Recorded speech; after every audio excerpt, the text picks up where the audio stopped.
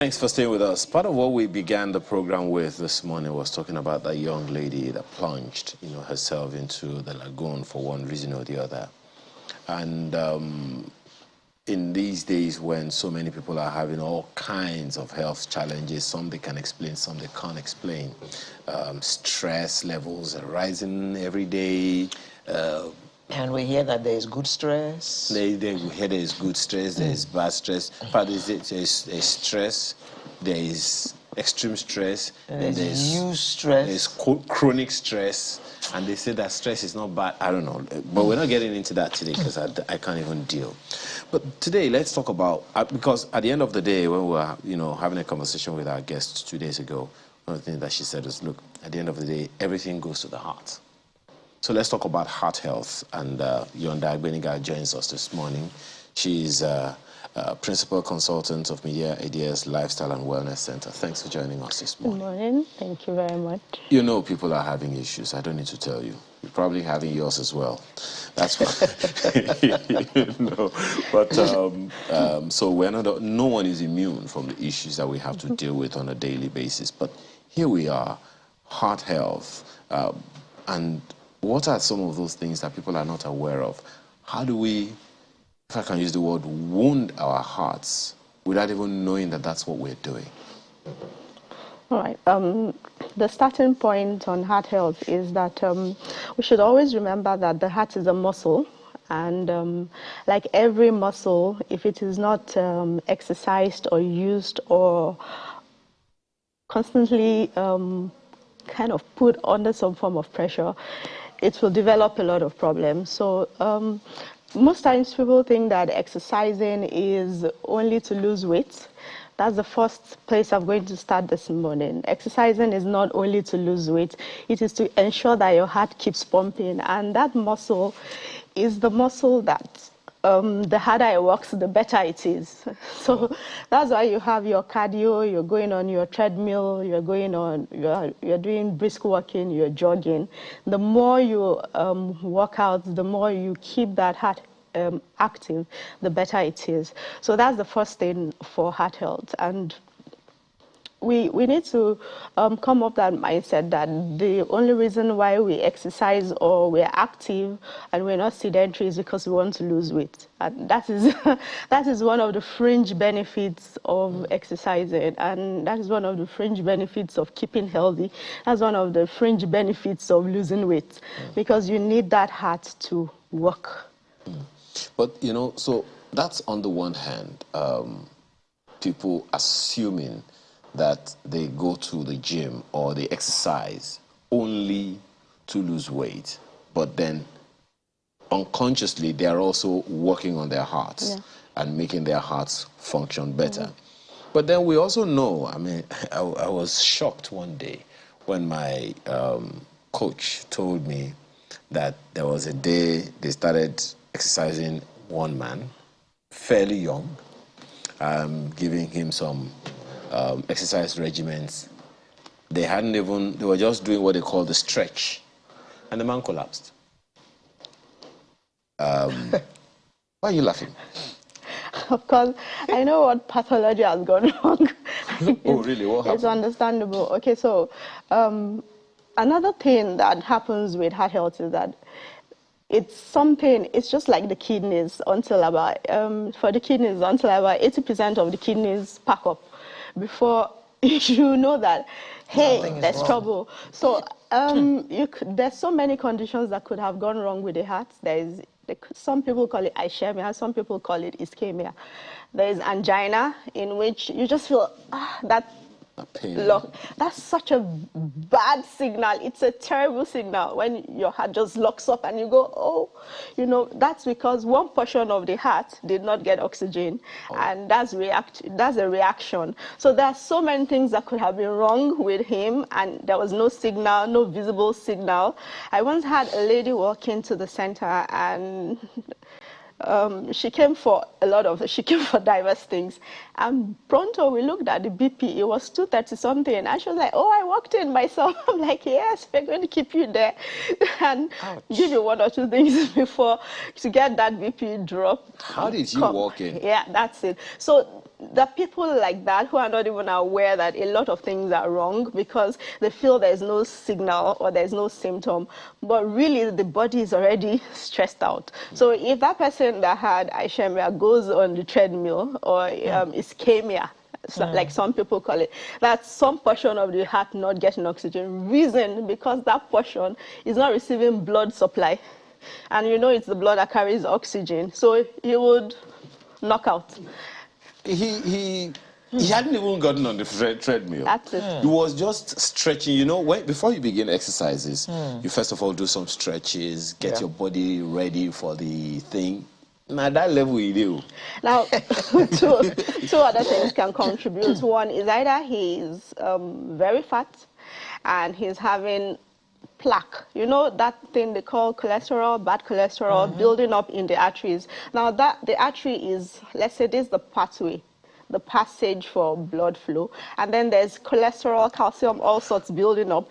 The space for blood flow is reduced, and that blood flow is carrying oxygen and nutrients, and so it's reduced, and the blood pressure from the heart is still constant. The heart is still pumping. It's not going to stop pumping, but between the pumping area and the end point where that blood is needed, there's a blockage. So you now put so much pressure on him. There's so much pressure from the heart pumping, and there's a blockage, and that place didn't get oxygen. He knocks out. How do people know that they need to pay attention to, because just as you're saying now that there'll be no signs. Yeah. Sometimes there are no signs, but there's some signs that you know. When you come in, permit me to say, to the center, the very first thing we will do is take your BP, and then we take some vitals. We call it our own, our center's vitals.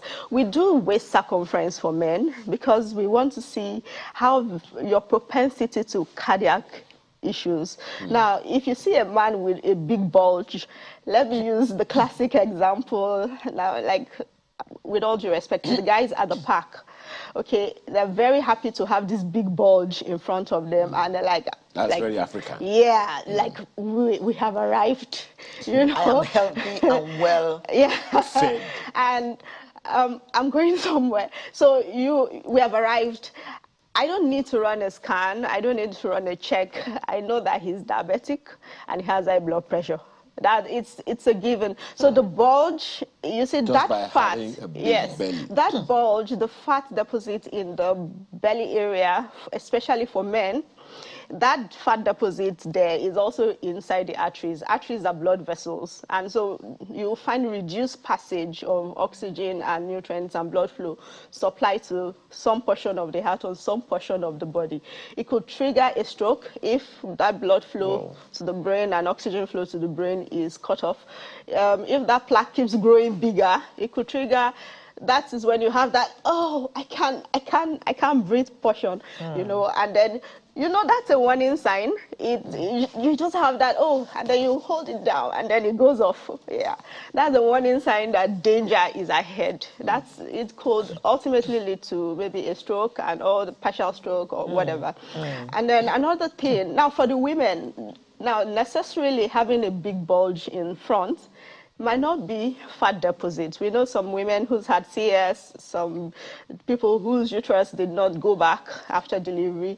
And so but there's a certain number that we would check, visceral fat and all that. There's a range for that reading for women.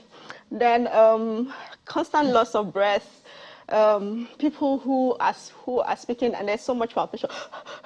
You know, there's a lot of problem with breathing, and then sometimes there's something called chronic tiredness syndrome, when the heart is not getting enough oxygen, you're just getting tired. Some form of anemia and all that could signify that something is wrong, you know, with the heart. But the best way to know is, like I say, go for a check. You know, there's specific numbers that you would know, and there's some kind of diets that predispose you to ischemia or ischemic heart attack and heart problems. Another thing that could trigger it is cortisol. Cortisol is obtained from stress. Now, the moment I say it, like in physics, there's every equal and opposite reaction. You know, for these, you get a response. For stress, not eustress, the good stress, no. For stress. Good stress. Adrenaline release, you're just releasing cortisol. Anger, you know, all those things, you're releasing them, and adrenaline from anger is supposed to come in, and it's a hormone that should be in your body. It's a fight or flee hormone. It's not supposed to be sustained long term.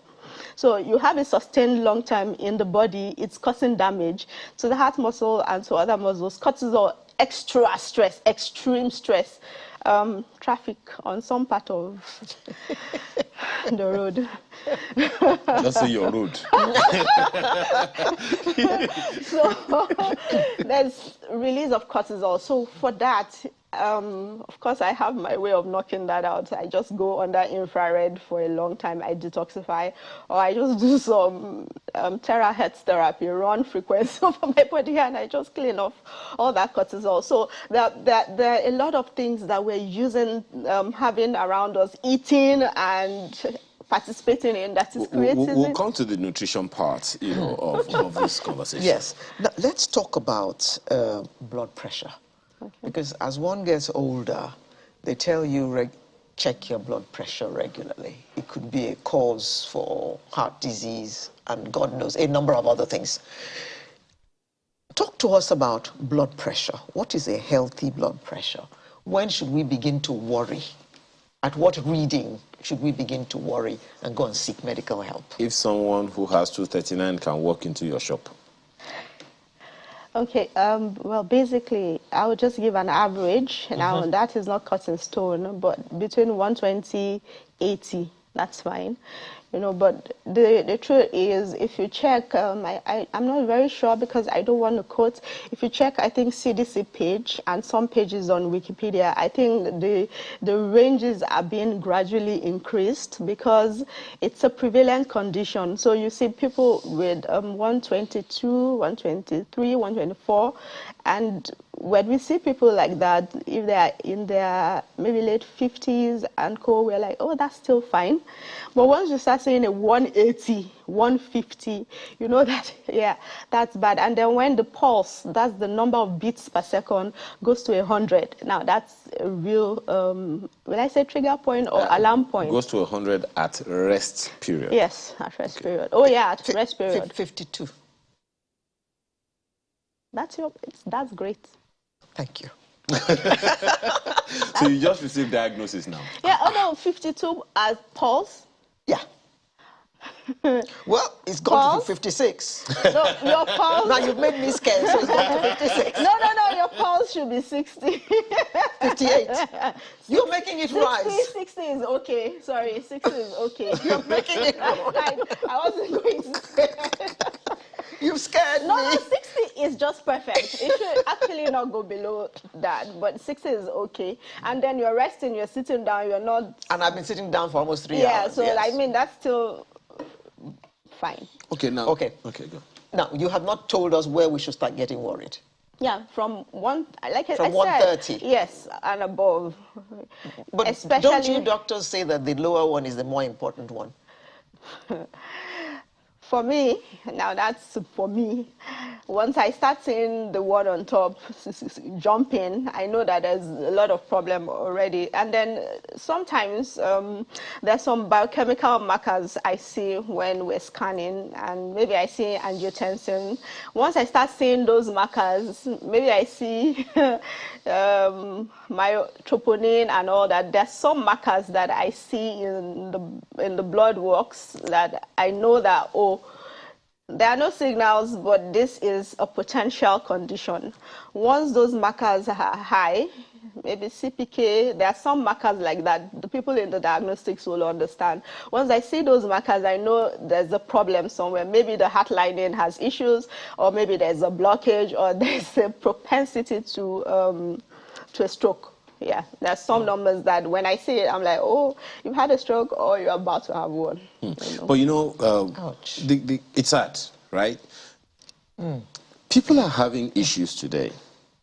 And there was something you said, you know, when we had this conversation 2 days ago, that the things that happen to people ultimately come straight to the heart before they begin to dissipate through the body. Talk to us about that so that people can know how to take caution when they allow themselves to worry or be anxious. Right, so I said earlier about bad stress, although it's just called stress. With the release of things like adrenaline and cortisol, the first thing is you need to, I once watched a video and it was a calming video when a boy was about to go into a tantrum phase and then they told him breathe, breathe, breathe, 1, 2, 3, 4, 5, and then it calmed him down and then he was throwing a tantrum because of the remote of the TV was seized from him. So that applies to us also when we have things that are traumatizing or you're in traffic. That's the first point. There's nothing you can do about the traffic, so breathe. Calm, take it easy, calm down. It's not very easy, but that's the starting point. You take it easy, breathe. 1, 2, 3, 4, 5. Because you are releasing an enzyme called cortisol to the body, and it is staying in your body, and it will damage your body. What does it do? It's like they're like steroids that should keep you on a high. And adrenaline is that stuff that allows you to jump over a fence when you see a lion. That is not supposed to be in your body long term. Not normally, yes. Yes, because it just stops blood flow and directs everything to one point and say you need this energy, this blood flow, this oxygen. So when people to get jump. angry without taking action, Not good.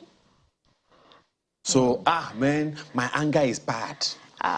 Man, you don't want me to. In fact, the moment I get angry like this, I go kill person. so let people. So that's what you're saying. Yeah. Essentially, just getting into negative moods Yeah. has its impact On the heart. On the heart. Well, and Of not all only the things. heart, other conditions, Other trauma. organs. This is a digression. Trauma triggers cancer. So, some form of cancers also can intense grief and a lot of those negative vibes too. So we need to be cautious. But like I would always say, check. There are checks that can tell you your 10-year predisposition to heart disease, 5-year predisposition, 1-year predisposition. We could also check your markers and see what's going on. Wait. That. I'm sorry. She just said something now that you can know Yeah. in 5 years if you're gonna have. Oh yeah. 1 year, 5 years, and 10-year predisposition. People can know. Yes. What kind of test is that? Okay, that's trade secret. Okay. Now, I saw a video once when they said as you get older, the number of times you go to the bathroom in the night is not related to your kidney, but it's related to your heart. Can you please explain that to the layman, like myself? So I saw that video also, but let me clarify. For a man, the number of times you go to the bathroom in the night is related to your prostate. If the prostate is becoming enlarged, you would keep going, meaning that the tube, they call it tubule in our scientific Lingo. world. So the tube that is passing urine, it's called, there's a name for it. The prostate has grown, the tube passes through the prostate, and it's like that. So that means the muscles have pushed into the tubules and blocked it. And so the kidneys and all the tract, they are already still producing urine, but it's finding it difficult to come out. So once this lower part is full, you would feel like going, and then more trickles down, you feel like going. So you could go like 10 times. That's prostate enlargement. That's prostate adenoma.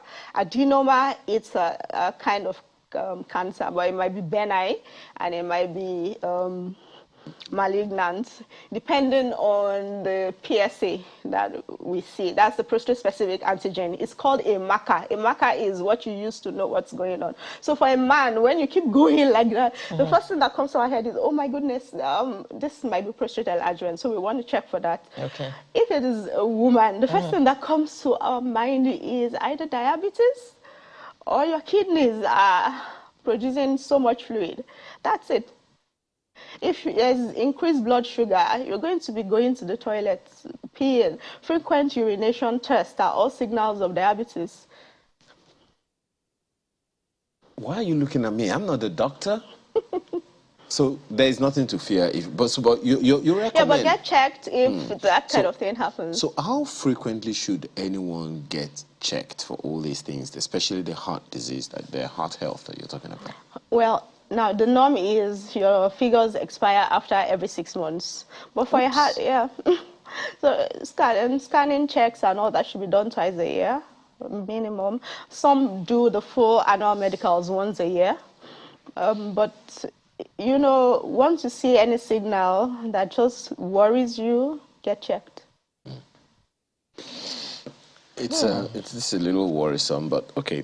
How about children? Because sometimes children produce some, should I say, signals that parents are at a loss. Especially, do children have such heart conditions that are worrying as well? And how will their parents know if there are no signs? For children, I know that children that at birth come with holes and all that, children should always see a pediatrician straight. I mean, there's no need playing around. Once you see any funny condition, a child should regularly or normally not have high blood pressure. I mean, crying out loud. Yeah. You know, so but once you start noticing something funny, fainting, seizures, or a whole lot of things could be wrong, much more than heart health problems. So straight to the pediatrician, straight. No, just go. And you know that sometimes children are seemingly more vulnerable to catching a cold at the whim. Yeah, so like I always say, people would be like, oh, there's no need to supplement. And I have my focus is wellness, you know, so of course at the wellness center, all we do more is focus on nutrition, supplements, diets and all that stuff. So I always tell people that there is always the need to supplement because you're not getting everything from your nutrition. So, yeah, but then don't hit the road and like buy this, hit that. You always need this. I always say that there's a need for guided nutritional supplementation because you need to see someone who is qualified to guide you. Okay. So you're not running amok, like hitting everywhere. And at the end, and you know, some of those things come affordable. So, you know, very good result-oriented, result-backed supplements are not particularly just on the shelves. Yeah, okay. We understand. Yes. Yenta. I get it. I get it. I get it. Okay. Yes. We have to thank you very much this morning. Yonda Beniga is MD and Principal Consultant, Media Ideas, Lifestyle and Wellness Center. Thank you again for your time today. And I guess we can safely say that that brings us to the end of Sunrise this morning. You're wondering what happened to our home stretch? Well, the home has been stretched. It just so happens that our guest of the week, you know, got caught in traffic. That's unexpected, but hey. So, but most certainly next week we will have an artist of the week for you. For me, I say have a wonderful rest of your weekend. Bye for now. And I say enjoy the rest of the weekend and the week ahead. I'm Alero Edu. And I'm Ayo Makinde. Bye-bye.